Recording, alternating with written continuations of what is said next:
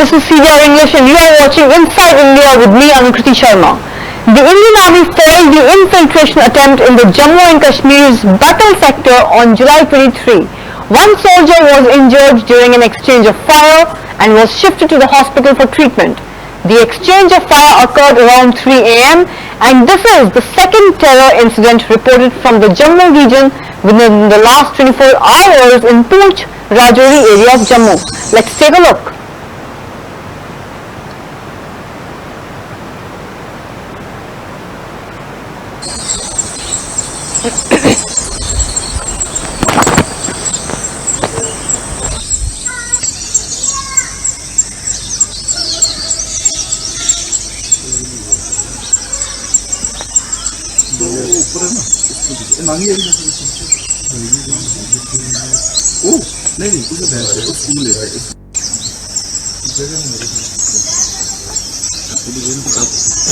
आज रात को ही यहाँ पर जब फायरिंग की आवाज़ जो है सुनाई दी, तो फायरिंग की आवाज़ सुनाई देने के बाद जो है हमारे लोगों ने जो है जब संपर्क में आए, आगे पीछे से पता किया कि कहाँ पर फायरिंग हो रही है सलोत्री के अंदर, तो पता चला कि बटल पोस्ट जो हमारी साथ है वहाँ पे हुई। तो सुबह हमें ये चीज़ पता चली कि यहाँ पे आतंकवादियों ने कुछ जो है क्रॉसिंग करने की कोशिश की, जिसमें जो है हमारी जब सेना को पता चला तो उन्होंने मुंहतोड़ जवाब दिया। पता चल रहा है, अभी सुनने में जो चीज़ें आ रही हैं कि जो है वो 3 आतंकवादी थे, जिसमें से एक को जो है भारतीय सेना के जवानों ने जो है मार गिराया है और 2 जो है वो जख्मी हैं। तो इसी तरह जो पाकिस्तान जो दिन ब दिन ऐसी हरकतें कर रहा है और हमारी भारतीय सेना जो है उसको मुंह तोड़ जवाब दे रही है। अभी भी जो है वहां पर सर्च ऑपरेशन जो है वो चल रहा है और सर्च ऑपरेशन में मुझे लगता है कि जो 2 आतंकी और बचे हुए हैं उनको भी जो है भारतीय सेना जो है मार गिराएगी।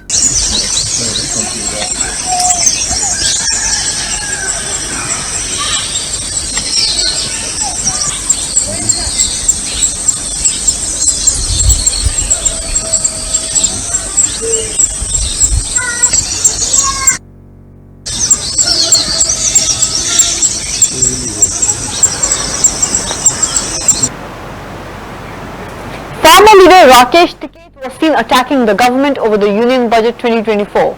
He said that the government has not given any direct benefits to the farmers. They have launched many schemes to benefit the companies though. If they had cared about the farmers, they would have fixed the price of crops or done something for the landless milk-selling farmers. Neither did they do anything for the farmers of the flood-affected areas, nor have they linked our payments to the digital methods, which is Modi ji's pilot project. दूसरे भुगतान भी आप digital से कर दो। अब कृषि में बहुत से सेक्टर आएंगे, आप कौन से सेक्टर में कितना फंड दोगे? आप कल तो ये भी कहोगे कि पुलिस को हमने इतना फंड दे दिया, उसकी तनख्वाह दे रहे हैं हम। ये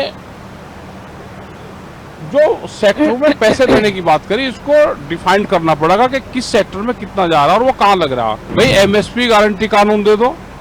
आप ये तो कहो कि हम सब फसलें हम खरीद देंगे, उसका नुकसान होगा तो हम भरपाई सरकार करेगी। अभी बाढ़ आई, पूरा हमारा उत्तर प्रदेश और बिहार बहुत हिस्से बाढ़ से प्रभावित हुए। क्या उन किसानों को लाभ मिल रहा है? नुकसान की कोई भरपाई हो रही है? वो नहीं हो पा रही है। हमने तो कहा कि डिजिटल बढ़ाओ ना, हमें किसानों को डिजिटल कैंपेन से जोड़ दो। हमारा गन्ने का भुगतान, दूसरी भुगतान भी आप डिजिटल से कर दो। कौन सी टेक्नोलॉजी आप डिजिटल से दोगे किसान को? भाई हमारा भुगतान भी जोड़ दो ना आप उसी से, डिजिटल से ही, डिजिटल प्लेटफॉर्म से आप बढ़ाओ। प्रधानमंत्री का पायलट प्रोजेक्ट है डिजिटल कैंपेन, आप बढ़ा दो। हमारा गन्ने का फसल तो 1 साल में आती है, आ रही फसल 1-1.5 साल में, और भुगतान उसका होता है वो भी 12 महीने में, 8 महीने में। अभी कुछ फैक्ट्रियों का भुगतान जो करने का है वो नवंबर-दिसंबर का हुआ।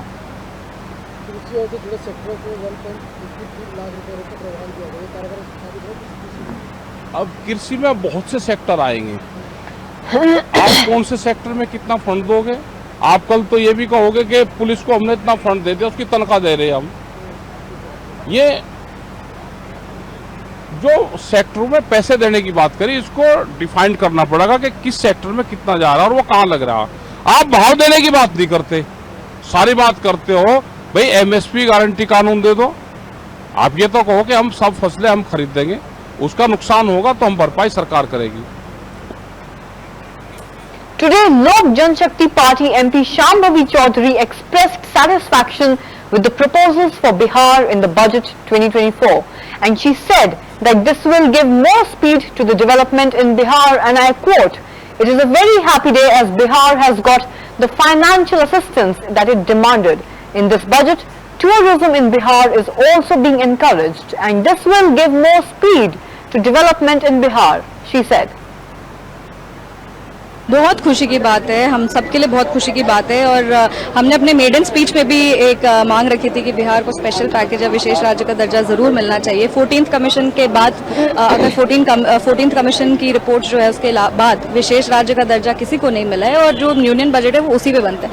तो विशेष राज्य या विशेष पैकेज सिर्फ टर्म का डिफरेंस है। हमारा मांग था कि बिहार आगे बढ़े, कुछ अच्छी आर्थिक सहायता मिले जिससे हम आगे चल सके, और हम मानते हैं कि आज बहुत खुशी का दिन है क्योंकि बिहार को वो आर्थिक सहायता मिली है। अगर वो आप इंफ्रास्ट्रक्चर देखें जिसमें 26,000 करोड़ का इन्वेस्टमेंट है, या आप विद्युत विभाग देखें जिसमें भागलपुर में 2400 मेगावाट का 21,000 का प्रोजेक्ट पावर प्लांट तैयार हो रहा है। इसके अलावा अगर आप फ्लड मिटिगेशन को देखें, क्योंकि बिहार फ्लड प्रोन है, नॉर्दर्न बिहार में बहुत बाढ़ की समस्या रहती है, फ्लड मिटिगेशन के लिए 11,500 करोड़ रुपए दिया गया है। इसके अलावा विमेन लेड डेवलपमेंट है, बेरोजगारी का जो मांग था जहां वहां पे युवाओं का प्रतिनिधित्व करते हैं, महिलाओं का प्रतिनिधित्व करते हैं, तो रोजगार बढ़ाने के लिए सरकार ने कदम लिया है। जिस तरह से एम्प्लॉयर और एम्प्लॉय रिलेशनशिप को मजबूत करने के लिए उन्होंने प्रावधान बनाए हैं। इस बजट में बहुत खूबसूरती से बिहार के टूरिज्म को आगे लेके जाए गया है। पटना पूर्णिया एक्सप्रेसवे जो बनेगा वो उसमें हमारी कॉन्स्टिट्यूएंसी भी आएगी, तो उस बात की भी बहुत खुशी है कि वो समस्तीपुर होते हुए निकलेगा। हम चाहेंगे कि वो समस्तीपुर होते हुए निकले। इसके अलावा आप देख सकते हैं कि जिस तरह से राजगीर, गया, बोध गया, नालंदा पे फोकस है टूरिस्ट विभाग का, तो ये सारी चीज़ें हम मानते हैं कि इससे बिहार बहुत आगे बढ़ेगा, विकास की गति को और रफ्तार मिलेगी और बहुत मजबूती से नए इन्वेस्टमेंट, नए इंफ्रास्ट्रक्चर और जो रोजगार का वहाँ समस्या था, ये सब को हम लोग ये सारी समस्याओं से डील करते हुए हम लोग आगे बढ़ेंगे। अगले 5 साल में पूरा चेहरा बदल जाएगा बिहार का, लग रहा है। बिल्कुल बिल्कुल। अब हम लोग सब जितने भी लोग आज इस बार सदन में चुन के आए, सबकी यही मांग थी कि नहीं, बिहार लगातार मजबूती से एनडीए के साथ खड़ा है और हम मानते हैं कि हमारे Congress MLA Sofia Firdaus blasted Bharatiya Janata Party over the Union Budget 2024. The Congress MLA expressed disappointment over Odisha being absolutely neglected in this Union Budget. Let's take a look. ये बहुत दुख की बात है, जो कमोडिटी है, महंगाई जो बढ़ रही है, एसेंशियल कमोडिटी को लेके बार बार हम आवाज़ उठा रहे हैं कि कोई चेक नहीं है इसके लिए, शॉर्टेज हो जाता है माल जिसलिए कि रेट्स बढ़ जाती है, जो आर्टिफिशियल शॉर्टेज करा देते हैं, फूड शॉर्टेज करा देते हैं, और ठीक से जो बीच में जो मिडिल मैन घुस जाते हैं ना, तो फार्मर लोग भी तो प्रॉपरली उसका बेनिफिट नहीं ले पाते हैं। तो ये सब चीज़ों को लेके जो प्रस्ताव गया था उस पर कोई भी एक्शन नहीं लिया गया, इसलिए बहुत दुख लग रहा है। महिलाओं के लिए तो कुछ भी नहीं है, ना था उनकी सुरक्षा के लिए कुछ करे हैं, और जो महंगाई बढ़ी है उसके लिए तो कुछ भी नहीं किया गया है। और युवाओं के लिए और किसानों के लिए क्या है? देखिए, युवाओं का आज अगर 10 साल के बाद हम बोलेंगे कि हम एम्प्लॉयमेंट जनरेट करना शुरू करेंगे तो ये बहुत ही खराब क्या बोलते हैं, शर्म की बात है। बट ये बोलेंगे हम कि अगर प्रस्ताव रखे हैं कि एम्प्लॉयमेंट जनरेट करेंगे, जो कांग्रेस के मैनिफेस्टो में भी था कि एम्प्लॉयमेंट लिंक्ड इंसेंटिव, जहाँ पे वो उनको एम्प्लॉयमेंट मिलेगा उसमें इंसेंटिव 5,000 रुपये से कुछ रखे हैं प्रस्ताव, तो वो करेंगे तो अच्छी बात है। बट इसमें उनकी जॉब पक्की नहीं होगी। तो बच्चे भी चाहते हैं, यूथ भी चाहते हैं कि उनको एक परमानेंट जॉब सिस्टम किया जाए, जिसके लिए कि स्किलिंग ठीक से किया जाए। आप उड़ीसा का स्थिति देखिए ना, एक तो स्किल सेंटर भुवनेश्वर में बना देने से क्या होगा, बाकी डिस्ट्रिक्ट में लोग नहीं है क्या? ये भी हम उठाए विधानसभा में कि बाकी हर डिस्ट्रिक्ट में आपको स्किलिंग कराना है। बच्चे नहीं तो स्किल कैसे पाएंगे, अच्छे अच्छे जॉब में कैसे पा पाएंगे? तो इस बार जैसा बिहार को और आंध्र को स्पेशल अटेंशन दिया गया है, पोलावरम का बेनिफिट आंध्र को मिल रहा है जबकि उड़ीसा उससे प्रभावित है। देखिए, ये बहुत दुख की बात है कि पहली बार स्वाधीनता के बाद पहली बार बीजेपी सरकार उड़ीसा में आई है, तो उनका ये कर्तव्य था कि उड़ीसा का क्या प्रॉब्लम है उसको समझे एंड इस टाइप का बजट ना रिलीज करे जिसमें कि उड़ीसा ही पूरा डूब जाएगा। आपको अच्छे से पता है कि इसको बहुत ऑब्जेक्ट किए हैं। अगर वो प्रोजेक्ट कंप्लीट हो जाता है तो फ्लडिंग हो जाएगा पूरा वो जोन में, हमारे उड़ीसा में बहुत लोग परेशान हो जाएंगे, ना एग्रीकल्चर हो पाएगा, सबका लाइवलीहुड चला जाएगा। तो इसको उनको समझना चाहिए, उसको आलोचना करना चाहिए इसके पहले कि वो किसी को सेटिस्फाई करने के लिए रूल्स निकालें। मैं तो बोलूँगी अभी ट्रिपल इंजन उनका है, इधर और आंध्रा में भी उनका है, छत्तीसगढ़ में उनका है। तो जहाँ पे ज़रूरी है वो बैरेज बनाएं, जहाँ पे नहीं ज़रूरी है वहाँ पे पानी छत्तीसगढ़ का महानदी में दें। तो वो अभी वो सरकार को कन्विंस करके बहुत दुख। The Indian budget 2024 is the talk of the nation today. Everyone seems to be talking about it. Union Finance Minister Nirmala Sitharaman presented the Union Budget 2024-25 in the Parliament today. Union ministers and BJP NDA leaders welcomed the budget with open arms. On Union Budget 2024, Union Minister Giriraj Singh has said, and I quote, "This budget is a balanced budget for the entire country, which has 4 pillars: women, youth, farmers and the poor." Like we say that Bihar में बाहर नहीं, NDA की सरकार है, बिहार को super package दिया गया है। बिहार में बाहर है, एनडीए का सरकार। हमारा मांग था कि बिहार आगे बढ़े, कुछ अच्छी आर्थिक सहायता मिले जिससे हम आगे चल सके।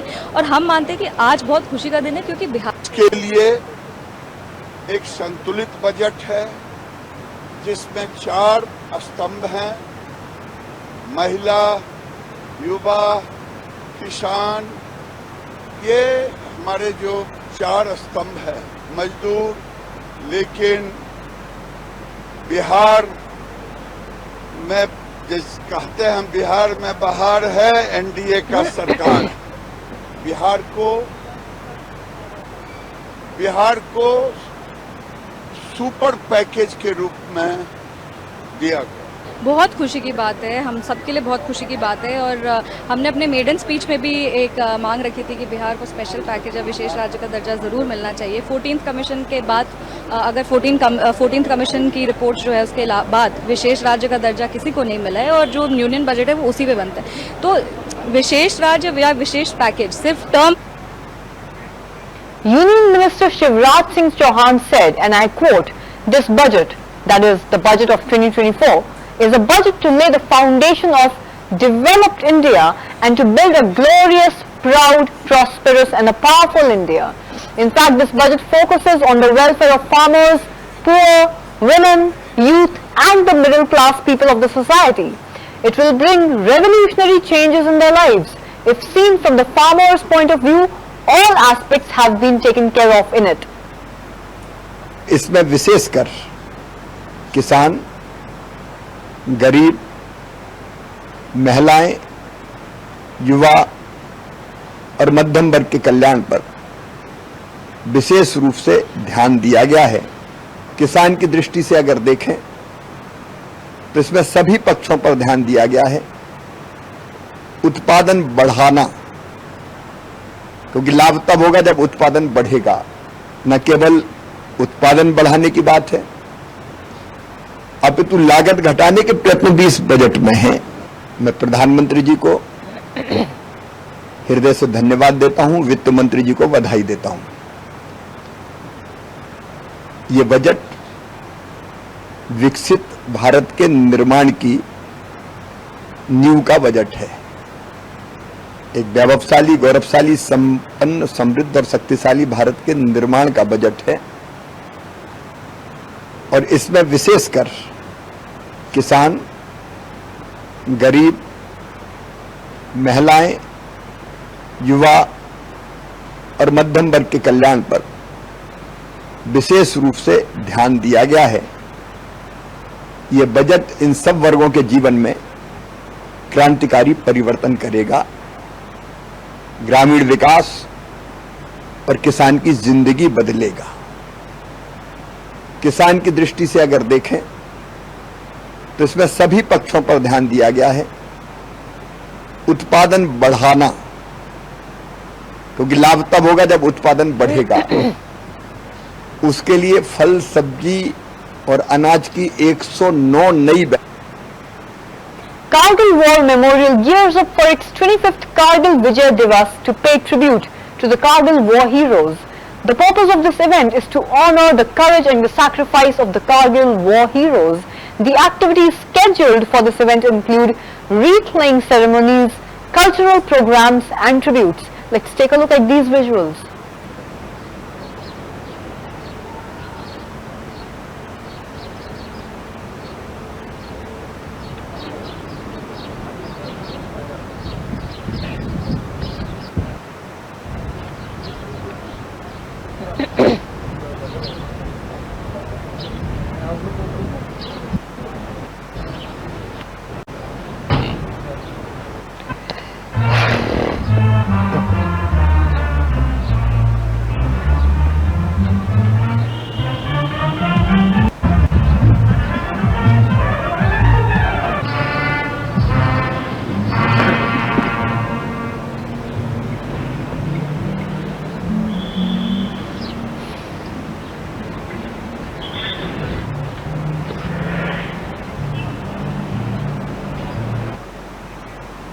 Shri Mata Vaishno Devi Shrine Board, or the SMVDSB Katra, launched the campaign to disperse seeds aerially in regions that are difficult to reach in the hilly areas. This aerial dispersal of seeds can be a great way to restore the vegetation in the inaccessible hill regions, thereby promoting biodiversity and helping to prevent soil erosion. It's an innovative approach that combines environmental conservation with the unique challenges posed by the mountainous terrain. और एक load में मतलब कितना ये travel कर सकते हैं? ये सर 15 मिनट तक ट्रैवल कर सकते हैं। सैटेलाइट कनेक्ट होते हैं तब इसका GPS कनेक्शन आता है। तब दिखाओ सर, तो दिखाओ सर आगे।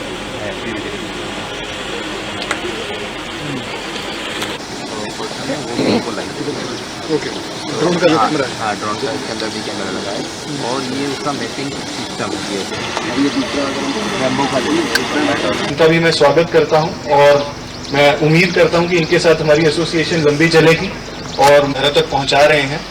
और उसी इनिशिएटिव को आगे बढ़ाते हुए मैं समझता हूं आज का एक छोटा सा एक कार्यक्रम है जिसके माध्यम से हम ड्रोन का इस्तेमाल करेंगे और 3% जैसा हमारे जो मिलती हैं अनडिस्टर्ब्ड टेरेन जिसको हम कहते हैं, जो हमारे पास उपलब्ध है, तो शायद बेहतर 25 या 30% शायद सर्वाइवल रेट की हम कोशिश करेंगे और ऐसा ही हमारा लक्ष्य रहेगा।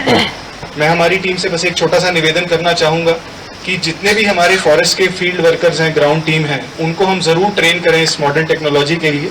तो आज तो हमारे साथी हमारे साथ हैं जो हमें सिखा रहे हैं, बता रहे हैं इसके बारे में, पर हमारे लोकल स्थानीय लोग जितने भी हमारे फॉरेस्ट विंग में काम करते हैं, पार्क्स एंड गार्डन्स में काम करते हैं, तो उनके लिए भी एक छोटा सा ट्रेनिंग ओरिएंटेशन या कैपेसिटी बिल्डिंग सेशन हम ज़रूर ऑर्गेनाइज करें ताकि हमारी टीम भी उतनी ही समर्थ बने और हम भी थोड़ा सा अपने इलाकों को और ज़्यादा वृक्षारोपण या जो ये एनवायरनमेंट प्रिजर्वेशन की तरफ आगे बढ़ा सकें।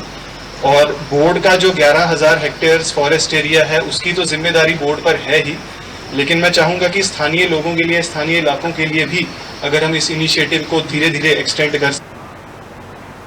Union Minister Ram Mohan Naidu spoke about the Union Budget 2024-25 and I quote here, "As far as Andhra Pradesh is concerned, I want to thank Prime Minister Narendra Modi because of the promise he made that he will take care of Andhra Pradesh. He has fulfilled that promise in the budget today. When Jagmohan Reddy's government was in Andhra Pradesh for 5 years, he ruined Amravati, our agreements with the farmers. Now to strengthen all these, we thank the Prime Minister on behalf of all the farmers and the people of Andhra for the package of 15,000 crores that has been allotted to them." Let's take a look. जो issues face कर रहे हैं आज, रोजगार की बात हो या अपने सपने साकार करने की बात हो, उन सबको एक बल देने का काम ये बजट में उन्होंने किया है। बहुत सारा स्ट्रेस जॉब क्रिएशन पे, स्किलिंग पे, मैन्युफैक्चरिंग पे, एम्प्लॉयमेंट जनरेशन पे, इंडस्ट्री को बढ़ावा देने के लिए, प्राइवेट सेक्टर को बढ़ावा देने के लिए, फॉरेन डायरेक्ट इन्वेस्टमेंट को बढ़ावा देने के लिए, इस तरह के बहुत सारी चीज़ें जो आम आदमी को, आम नौजवान को रोजगार की तरफ आगे बढ़ाता है, उन सब चीज़ों के बारे में इन्होंने ध्यान दिया है। और ऊपर से आंध्रा की बात जब आती है तो उसके लिए तो मैं तहे दिल से शुक्रिया अदा करना चाहूँगा नरेंद्र मोदी जी को, जिन्होंने एक वादा किया था कि आंध्रा की देखभाल हम करेंगे और उन्होंने आज किया है बजट के रूप में। जो कैपिटल की बात आती है, 5 साल जब जगनमोहन रेड्डी की सरकार आंध्रा में थी तो नो कैपिटल स्टेट कर दिया था, अमरावती को पूरी तरह से डिस्ट्रॉय कर दिया। वहाँ पे किसानों के साथ जो हमारी एक एग्रीमेंट थी उस सबको डिस्ट्रॉय कर दिया। तो उसको एक बल देने के लिए आज 15,000 करोड़ का पैकेज एक जो दिया हुआ है, उसके लिए हम अपने किसानों की तरफ से, स्टेट की तरफ से हम शुक्रिया अदा करना चाहेंगे। ये केवल एक बजट वाला इशू नहीं है, ये इमोशनल इशू है आंध्रा के लिए, उसको एक जगह मिला है आज बजट में। और पोलोवरम प्रोजेक्ट जो लाइफलाइन है आंध्रा के लिए, उसके बारे में भी उन्होंने बोला है कि वो ऑन टाइम वो रिस्पॉन्सिबिलिटी के साथ कंप्लीट करेंगे, तो वो भी एक अच्छी बात है आंध्रा के लिए। और ऊपर से जो बैकवर्ड डिस्ट्रिक्ट्स हैं आंध्रा में, उसका भी एक मेंशन उन्होंने किया था कि वहाँ पे भी सेंट्रली स्पॉन्सर्ड स्कीम्स हो या फिर अलग तरीके के पैकेजेस हो, वो सब भी इम्प्लीमेंट करके वहाँ पे जो स्टैंडर्ड ऑफ लिविंग है वो हम आगे बढ़ाएंगे। वहाँ पे जो गरीब लोग हैं, अंत्योदय लोग हैं, उन सबको भी हम आगे बढ़ाएंगे। तो इस तरह की चीज़ें जब बोली जाती हैं बजट में, तो ज़रूर हमारे आंध्रा के लोग में या 5 करोड़ जो आंध्रा के लोग हैं उनमें एक विश्वास पैदा होता है कि चुनाव से पहले जो वादा किया था वो अब पूरा होने वाला है। तो ये उस नज़र से हमें देखना चाहिए कि 5 साल जगन रेड्डी के सरकार में आंध्रा को पूरी तरह से डिस्ट्रॉय हो गया है। 20 साल हम पीछे चले गए। अगर केंद्र सरकार आगे आकर हमें हाथ नहीं बढ़ाता तो हम आगे नहीं बढ़ सकते। Post-budget 2024, BJP MP Ravi Kishan has expressed his happiness over the special package to Bihar in the union budget of 2024. Ravi Kishan said, and I quote, "This budget has catered to the needs of all the sections of the society and all sectors of the economy. Bihar is indeed blessed." Import diamond market के लिए, export import के लिए हर point पे, हर sector पे upper middle class, middle class, poor middle class और गरीब, rural area के लिए बहुत, किसान वर्ग के लिए बहुत कुछ, एग्रीकल्चर के लिए बहुत बड़ा खजाना का एक बजट खोल दिया। बिहार बम बम हो गया। जो बाढ़ ग्रस्त इलाका है, तो अब हमारा गोरखपुर भी बाढ़ से बचेगा।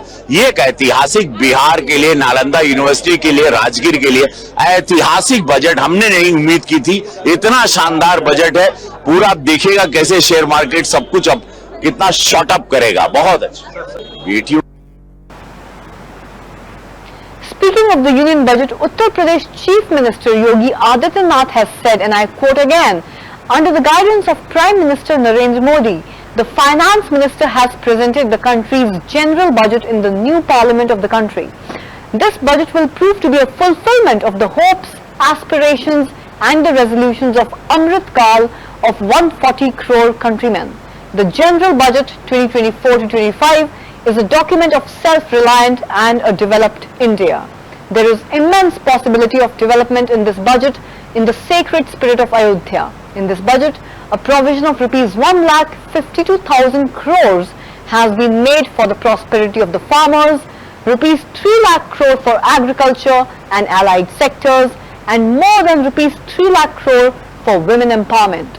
The population of the country's largest state, Uttar Pradesh, is going to benefit from this." 1000 crore रुपए कृषि और सहायक सेक्टर के लिए, महिला सशक्तिकरण के लिए 3 लाख करोड़ रुपए से अधिक का प्रावधान किया गया है। मध्यम वर्गीय परिवार के लिए प्रत्यक्ष कर यानी इनकम टैक्स में जो नए टैक्स स्लैब की घोषणा हुई है, ये सभी अभिनंदनीय है, स्वागत योग्य है। 140 करोड़ जनता जनार्दन के लिए समर्पित उनकी आशा, उनकी आकांक्षा और अमृत काल के संकल्पों को पूरा करने वाले इस बजट के लिए मैं आदरणीय प्रधानमंत्री जी के प्रति आभार व्यक्त करता हूं। आदरणीय प्रधानमंत्री श्री नरेंद्र मोदी जी के मार्गदर्शन में देश की नई संसद में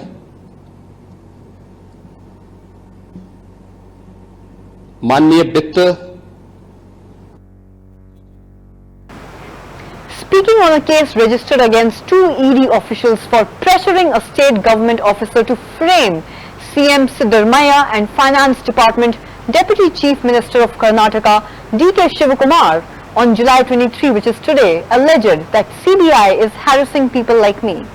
And I quote, "Today all the legislators, including the ministers, are protesting against the ED for forcing the Assistant Director of the Department of Social Welfare to spell out the name of the CM. The minister himself had resigned to cooperate in a free and a fair investigation. The SIT has already recovered 50 pieces of the amount and arrested a lot of people, and now the ED has become involved and they are forcing the Assistant Director of the Department of Social Welfare to say that the CM is involved. I have been targeted. CBI is harassing people like me. The FIR has been registered and the law will take its due course. We do not want to meddle with the investigation. We will discuss it in the assembly also. said D.K. Shivakumar. Including the minister before the Gandhi statue, we are having a protest because the ED officials forced Mr. Kallesh, who is the Assistant Director of Social Welfare Department, to tell that, forcibly tell them, asking him to spell out the name of the Chief Minister, Honorable Chief Minister, and the Minister. The Minister himself had voluntarily resigned for a free and fair investigation. We knew, I also inquired with him. He said that in no way has been involved. We gave it to SIT, and SIT has been recovered more than 50%. They have arrested many people. I don't know the number about the investigation, but I was told that more than 50% of the amount has been recovered.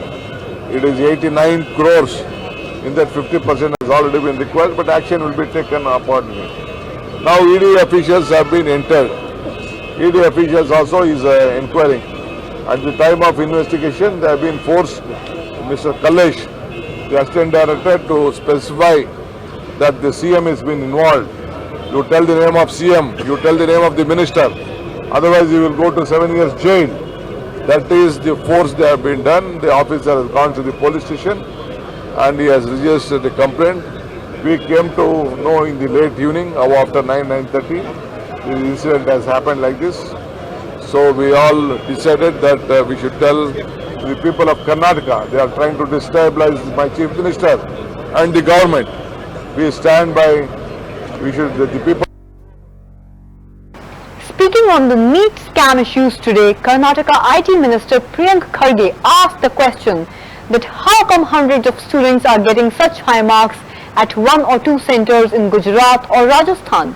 He further said that it affects the future of the students, and I quote, "We have seen what is happening with NEET all around. More than 25 lakh students are suffering due to the scams that have taken place. To date, only 45 students used to get such high marks. How is this even possible that hundreds of them are getting such high marks at one or two centers in Gujarat or Rajasthan? It definitely affects the future of the student. That's the reason, and that's the reason stated by states like Tamil Nadu and Karnataka that have come together to reject this process." More than 25 lakh students are suffering because of the NEET scam. You can just imagine the nature of the scam when a girl from Gujarat comes all the way to Karnataka, Belgaum, to write an exam, scores 705 marks, but fails the 12th standard exam. How is it possible? How can certain centers have people getting 705 marks consistently when till date there were only 4 or 5 people who would get the highest possible marks? This time how many hundreds of them have got it? How is it possible? And all of them have been happening in 1 or 2 centers in Gujarat, 1 or 2 centers in Rajasthan. So it's a widespread scam, and it affects the future of our students. And I think that is why Tamil Nadu, Karnataka and other states have come forward to reject the NEET and do our own thing like how we used to do before. Like CET? Yeah, we run the highest number of medical colleges in the country. We produce the highest number of medical professionals in the country. We know how to do these things much before Delhi knew. And we can always revert back to that system. We have seen what is happening with NEET all around. More than 25 lakh students are suffering because of the NEET scam. You can just imagine the nature of the scam when a girl from Gujarat comes all the way to Karnataka, Belgaum, to write an exam, scores 705 marks, but fails the 12th standard exam. And that's all for this bulletin's agenda. This is Anukriti Sharma signing off. Keep watching Inside India.